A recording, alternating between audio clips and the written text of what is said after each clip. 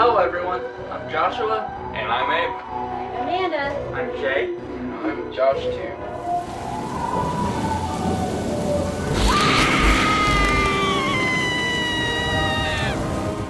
Hello everyone, Joshua Myers here, and today I'm going to be reviewing Men in Black 3 from 2012. The men. We're in a situation. You look like you come from planet Yuck. The mystery. Kay's been involved in some sort of time travel. What? The mission. Send me back to 1969 to save my partner. Okay? How do you know my name? I'm an agent of Men in Black, but I'm from the future. And there's an invasion coming. So we need to go right now. All right. Men in Black 3. Men in Black 3 stars Will Smith, Tommy Lee Jones, Josh Brolin, Jermaine Clement, Emma Thompson, Alice Eve, and it's directed by Barry Sonnenfeld. The plot of Men in Black 3 is that Agent J has seen some inexplicable things in his 15 years with the Men in Black, but nothing perplexes him as much as his partner, Agent K. But when K's life and the fate of the planet are put at stake, Agent J will have to travel back in time to put things right. J discovers that there are secrets to the universe, secrets that will reveal themselves as he teams up with young Agent K to save his partner, the agency, and the future of humankind. Now, before I get on to my positives and, negatives, honestly for me, I have seen the other two Men in Black movies. Obviously, I wouldn't watch this if I haven't. Me and my family had movie night, so I decided to review this. I may end up watching the other two and reviewing them. And of course, Men in Black International, which I'll do at some point. A little bit of a spoiler for my review of the first one. I did really like the first Men in Black movie. I thought it was one of my childhood favorite movies, And then Men in Black 2, with Men in Black 2, I stomach it fine as a kid, but then later as I saw as an adult, I thought it was complete shit. Then Men in Black 3 came out, which when they first announced Men in Black 3, and then I was excited. I mean, I was a little bit worried because of Men in Black 2, but I was excited, I wanted to see what they were going to do with a third movie, especially since they were bringing back Will Smith and Tommy Lee Jones. And then the trailers, I thought, maybe it could be good. Maybe. And did it pay off? Well, let's get to that in my review. What are my positives with Men in Black 3? Honestly, for me, one of my biggest positives is honestly the chemistry between Will Smith, Tommy Lee Jones, and even the chemistry between Will Smith and Josh Brolin, who portrays a young Tommy Lee Jones. By the way, Josh Brolin as young Agent K is terrific. He does a spot-on Tommy Lee Jones impression, but he still does it to where he's still a young guy in that, so basically a young guy version of Tommy Lee Jones. And honestly, if you were to tell me this is, what Tommy Lee Jones was like back when he was around that age, I had no problem believing that. Also, Will Smith's back, and he's terrific in this. I really do like him in this movie. And they do pull some emotional punches with his character, especially between the relationship between him and, Tommy Lee Jones in that, and it kind of gets you in the feels a bit, especially if you grew up on these movies. Also, the film looks really nice, a lot. Actually, it's a nice looking film. The cinematography in that, I really dug it. The effects, for the most part, are really good. I do like a lot of the creature designs and of the aliens in it, and also I do like, for the most part, they use practical effects for the most part for a lot of stuff, and practical makeup effects. That's awesome.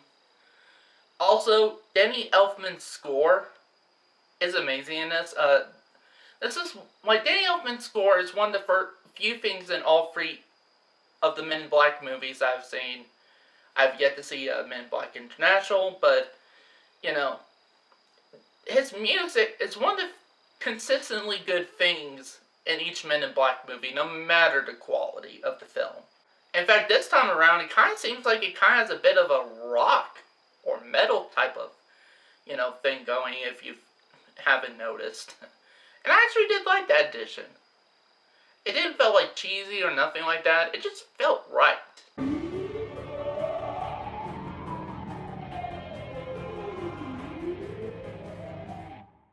What are my negatives with Men in Black 3? Honestly, for me, some of my biggest negatives are the fact that it's not that funny of a movie.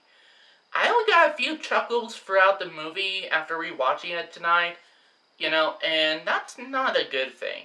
Especially when you have actors like Will Smith and they could have done a lot better with the comedy in this movie. I mean, again, it did got me a few chuckles in some portions, but that's it. Also, I noticed the story kind of does go, again, this is a problem with time travel movies, and it just kind of, it kind of seems confused as far as what it wants to be. Actually, here's the thing. The first, for the first 30 minutes or something like that, I was actually kind of on board with this movie for the most part. I like the setup and everything.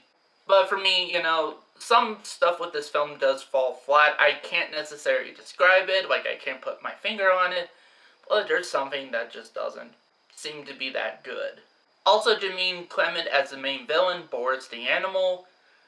Well, cool design and everything, and the sound effects for him are awesome. And his voice, and they did set him up to be a pretty interesting villain. At least a much better villain than the second Men in Black movie. And they just don't do anything much with him. And there's only one scene I kind of find that's kind of funny with him, and it's a scene where he ends up, right when he starts to go back in time, he ends up encountering his younger self, and that's, seeing, the two interact off each other is kind of hilarious. But other than that, that's it. They don't do much with this character, nothing like that, and I think Boris the Animal could have been an awesome villain for this movie. Especially since I thought Jermaine Clement actually portrayed this character really well with what he had to do. Now, if they gave this character much more to do, or something like that, he would have been an awesome villain. Oh, and another thing I really like about this movie is the pacing. This movie is 106 minutes, and it does not feel like that. It feels like about an hour long, tops. And also, another negative I have with the film is some of the green screen, some of the effects aren't that great. There were sometimes, for example, the time jump scene with Will Smith jumping off one of the buildings. I forgot what it was. Sorry, I forgot some of the New York buildings. Sorry, but when he jumps off that building, and so you could time jump, basically, to go back in time and that. Yeah, I did notice a bit of green screen and error. It was kind of noticeable and wasn't good. They could have easily just made that whole sequence CGI or something like that. I think that probably would have been a bit better. So with that said, I'm going to give Men in Black 3 a 4 out of 5 stars. Honestly, for me, I really did like this movie. I really did. I don't know. I haven't seen the first Men in Black movie in a while, or the second one. I know definitely I love the first one. I really do. But this one may seem to be a bit of a tie. Men in Black and Men in Black 3 may be a tie for me, or, depending on how I feel about when I go back and rewatch the first two, maybe Men in Black 3 might be my favorite out of them. I don't know. We'll just have to see. So that's it for this review. Thank you guys for watching, and sports. What was that? Just got away. Got away there.